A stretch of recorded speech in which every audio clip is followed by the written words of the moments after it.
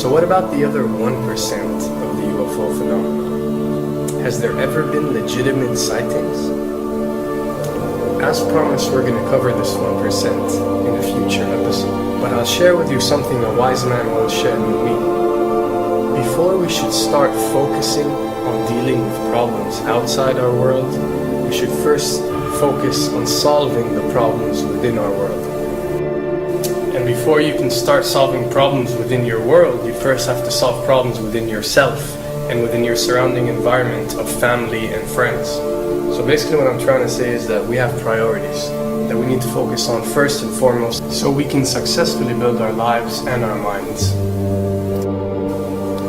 Now, it's no secret that the difference between what the government knows about UFOs and aliens and what is shared or released to the public is extremely enormous. And unfortunately, governments and several organizations on Earth are taking advantage of the UFO phenomenon to achieve worldly agendas.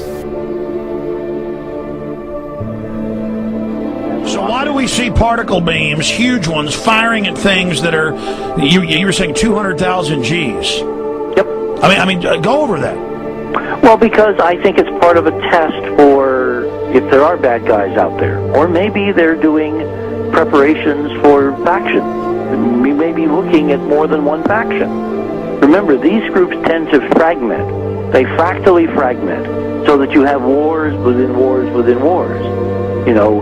But why would NASA release that footage? Well, remember, you've got all the good guys in NASA, and then you've got a few who are not good guys. The good guys don't know that there's something to keep secret. They, remember, the lie's different at every level. They believe the lies they've been told. So when you set up a structure, an institution, which is supposed to be open and above board and is supposed to present live TV of the shuttle missions, they present live TV. Now, the controllers can't say, oh, well, you can broadcast this, but you can't broadcast that. Because the honest guys will then say, sure. Well, why can't we broadcast that? So people always say if this was happening, it would come out, and it is coming out. Well, I mean, I agree with you. When you've got the Catholic Church saying we need to love the aliens, they're our brothers, when you've got every major denomination saying it, when you've got all the movies, and you've got, in the 80s, huge programs at the Olympics with aliens landing, fake aliens, and you've got huge things the size of 3 football fields floating over Dallas, and stuff all over the place. Something's going on, and then I read government documents about fake extraterrestrial landings. Any of this. Why? I mean, you believe it's fake. Remember Operation Northwoods? Yes. Okay. Or we can go to the, September 11th. Governments do huge, big things to sway populations at key nodal points in history. They love hoaxes. Yeah, well, they manufacture history is what it is. We are building, all my UFO friends, I need to shake them because they're so, frankly, they're extremely naive, Alex. They really believe we're building toward disclosure. I believe we're building toward a mass, carefully manufactured, fake event where ETs, who are really humans, who are really part of this secret clique, who are probably Nazis, who have developed or perfected their technology from World War II, which is why you've got to get, Joseph on. They are going to basically fake out the world. And there's an incredible window on the Nazi black ops programs, the compartmentalized, incredible high technology efforts that were being funded by the Nazi war machine, particularly toward the end of the war, in a desperate effort to win the war, and they fastened their hopes on several key technologies, some of which appear to be the control of gravity itself, which again is a separate piece of data from my work, which came at this from a hyperdimensional physics perspective. We know there's a lot of suppressed technology. 20 years after the B-2 bomber was already in service, they declassify it. So we have a lot of cases of that. We know there's a whole shadow government. This is technology and physics, Alex, that would make anything you think you know like a candle flame compared to a hydrogen bomb. This is a physics that literally allows you to rearrange time.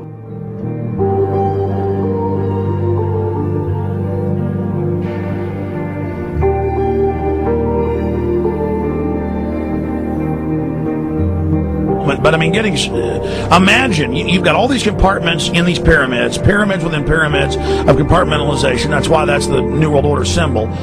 And we don't know what they've got because they are so secret. We know they lie so much. We just know it's advanced. Mainline scientists say they're 30 years advanced. So Richard C. Hoagland, what I'm saying to you is, I'm entertaining what you're saying. I respect you. I think you're a great guy. My only issue is, like you said, dealing with what we know they could be up to. The fact, Alex, we have done experiments. We have our own data. We have experiments now from the Soviet Union. 30, 40 years when the Iron Curtain came down, when glasnost finally prevailed, a huge amount of stuff was declassified from the KGB as well.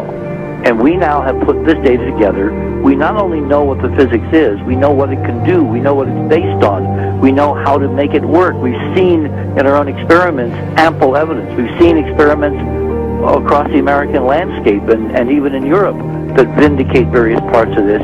And the latest thing I'm working on, it looks like von Braun himself was deeply involved in some of this early physics experimentation, but they're keeping all the good stuff for themselves. The reason is that if we got access to the good stuff, if we got access to the technologies, the energy, we wouldn't be worried about $4, $5 a gallon gas or $10 a gallon gas.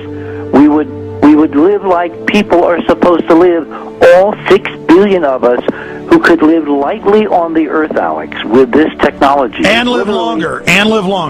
Absolutely, and better, and you could live to 200-300 and have the virility of your 20s and 30s. There's extraordinary medical breakthroughs, there's extraordinary physics breakthroughs, technology breakthroughs, energy. It's all been kept away.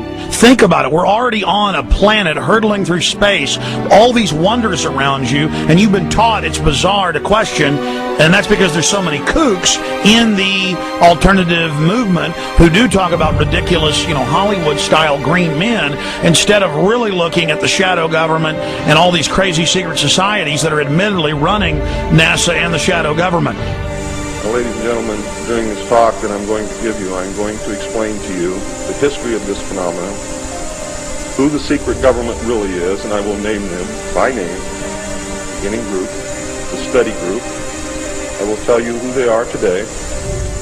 I'm going to tell you what this is all about. I'm going to tell you who's selling drugs to your children, and I'm going to tell you why the United States government is afraid for you to find out what the truth is regarding UFOs.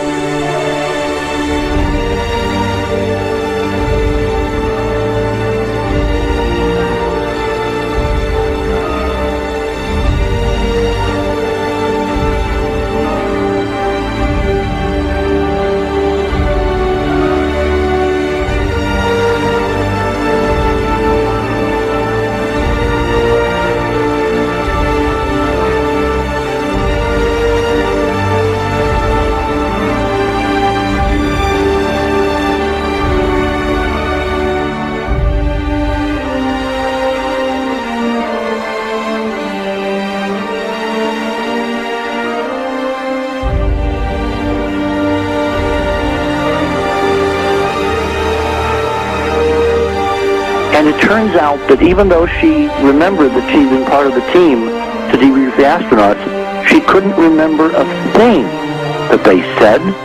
She couldn't remember why she no longer was working with NASA. She couldn't remember. In other words, her memory lapses were enormous, and I don't think they were feigned, because we now found the same pattern in all the flight crews. Because the awful truth, Alex, is they have been brainwashed. They have been mind controlled. They have had a technology, a very sophisticated technology, which took away the real missions that they experienced.